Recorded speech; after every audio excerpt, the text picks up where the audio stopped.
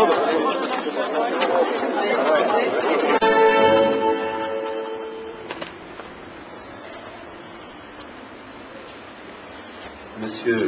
le représentant de la police nationale, monsieur le directeur de la police municipale, monsieur le représentant pompiers de Marignane, messieurs les porte-drapeaux, messieurs les présidents des associations patriotiques, des associations de Marignane,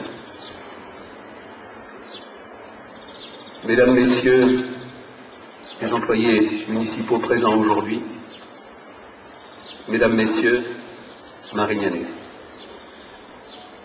Je suis personnellement touché par votre présence aujourd'hui à mes côtés. J'ai voulu rendre un hommage sincère à Élodie Fouquet. Nous sommes là réunis pour honorer ce qu'a été sa vie, son engagement, ses valeurs. Car on ne devient pas policier par hasard, on le devient par conviction. Et Aurélie était de ces personnes qui font que leur vie est l'exact reflet de ce qu'elles sont. Ceux qui l'aiment perpétueront sa mémoire, raconteront sa vie, diront à son petit bébé de 14 mois la mère qu'elle était, diront l'épouse, la compagne qu'elle était, diront la fille qu'elle était. Ses collègues se souviendront d'elle comme l'amie, mais également comme celle qui est tombée dans l'exercice de son métier, sous le feu d'armes tenu par des hommes, enfin des hommes. Peut-on les appeler encore des hommes? Les qualifier de quelque appellation que ce soit leur démontrerait trop de respect. Aurélie était comme vous, elle était consciente des risques du métier, comme on dit, mais pour autant, elle avait fait le choix de servir la République et de protéger ses concitoyens, de nous protéger envers et contre tout, envers et contre tous, et surtout contre les mêmes assassins qui l'ont tué. Ces hommes qui n'ont même pas le courage d'assumer leurs actes, puisqu'au moment où je vous parle, ils se protègent mutuellement en ne dénonçant pas l'assassin d'Aurélie jusqu'au bout. Au-delà de sa mort, ils montrent leur bassesse et leur mépris de la vie. Alors bien sûr, il se trouvera, ça et là, de beaux parleurs qui, en faisant leur travail, veilleront bien à la garantie et à l'application de notre Constitution et qui tenteront de nous expliquer la vie, l'engrenage dont ces pauvres personnes ont été victimes pour en arriver à commettre l'irréparable. D'ailleurs, il est déjà un avocat qui qualifie cette vermine de bandit d'honneur parce qu'il n'a pas donné le nom de celui qui a tué Aurélie Fouquet. Alors une question vient immédiatement à mon esprit. Et Aurélie, qui la défendra? Et toutes les Aurélies de France, qui les défendra dans cette société où on semble accorder plus d'attention aux délinquants qu'aux citoyens respectueux des lois de la République? Comprendre, je ne veux pas comprendre, et je ne veux pas que l'on inverse la charge de la responsabilité de l'État. Nous ne pouvons pas accepter l'inacceptable, nous ne pouvons pas tolérer l'intolérable. Comment accepter de vivre dans une société où l'on conjugue à coups de millions d'euros des mots comme cohésion sociale, solidarité urbaine, insertion, dignité, et où dans le même temps on exécute des policiers? Comment tolérer de vivre dans une société qui nourrit en son sein ceux qui vivent en hors la loi au quotidien et qui défient l'État et la République, et où, dans le même temps, on exécute des femmes? Je pose ces questions. Combien de temps allons-nous tenir?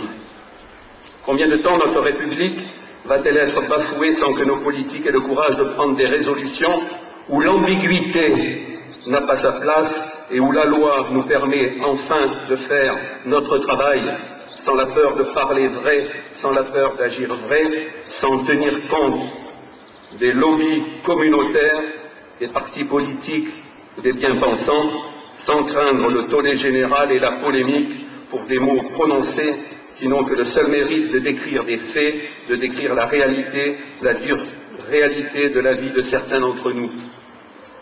Car où seront les bien-pensants à cette heure même où je vous parle, aux obsèques de cette pauvre Aurélie, pour être sur la photo et après ils regagneront leur résidence privilégiée. Et ils continueront de nier à l'Assemblée nationale ou au Sénat la réalité des quartiers, la vie des quartiers comme vous la connaissez, comme vous la pratiquez tous les jours. Ces bien-pensants, ces intellectuels, ces professionnels de la politique parleront toujours et encore longtemps de la spirale de la délinquance, voteront des mesures pour acheter hypocritement la tranquillité sociale et bien entendu leur réélection, mais qui parlera encore et longtemps d'Aurélie? Seulement sa famille, seulement ses collègues, seulement son enfant, qui attendra toujours sa maman, pendant que ces assassins bénéficieront de remises de peine accordées, bien entendu, pour bonne tenue. Partout où la peine de mort est prodiguée, la barbarie domine partout. Partout où la peine de mort est rare, la civilisation règne, disait Victor Hugo. Victor Hugo, ce grand humaniste qui a forgé l'esprit et la pensée politique de nombre d'entre nous, mais que dirait-il aujourd'hui devant cet assassinat? Que dirait-il de notre société, de notre vie? Que dirait-il à ses enfants? Je vous le demande, il faut y réfléchir. Que dirons-nous, nous, à nos enfants tout à l'heure en rentrant de notre travail, en regardant dans les médias les images du cercueil d'Aurélie Fouquet? Peut-être leur dirons-nous qu'Aurélie n'a eu aucune chance, qu'elle a été abattue comme un animal condamné, sans sommation, sans avocat pour plaider sa cause et sans jugement. Si cela n'est pas la peine de mort, cela y ressemble. Si cela n'est pas de la barbarie, cela y ressemble, monsieur Victor Hugo. Si j'ai décidé de réagir en ces circonstances, c'est pour dire assez. Nous montrons aujourd'hui que nous aussi, nous savons nous réunir quand un policier honnête est exécuté. Nous savons enfin nous montrer au grand jour. Et pour cela, nous ne sommes pas masqués, nous n'avons pas besoin de brûler des voitures ou de briser des vitres pour nous faire entendre.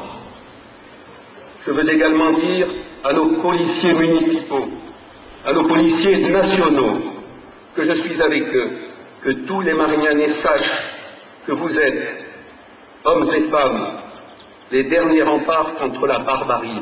Oui, la barbarie. Comment appeler cet acte qui met face à face un corps frêle, sans défense, devant un fusil mitrailleur, une arme de guerre? Alors, mesdames, messieurs les policiers, votre mère a choisi son camp, celui de la liberté, de la sécurité. J'ai choisi votre camp. Et dans la France entière, tous les élus que nous sommes doivent impérativement le crier de toute leur force. Il faut que la peur change de camp. Aurélie Fouquet, notre ville te rend hommage. Et sache que notre présence ici pour t'accompagner jusqu'à ta dernière demeure est sincère et empreinte d'émotion. Il n'y a aujourd'hui, grâce à toi, ici, ni droite, ni gauche, ni majorité, ni opposition. Il y a les bons et les mauvais. Et les mauvais, qu'ils soient punis à la hauteur de ce qu'ils t'ont fait. Et je le dis, vertement, avec émotion, s'il en est un pour les exécuter, alors, je te le dis, j'applaudirai. Je vous remercie.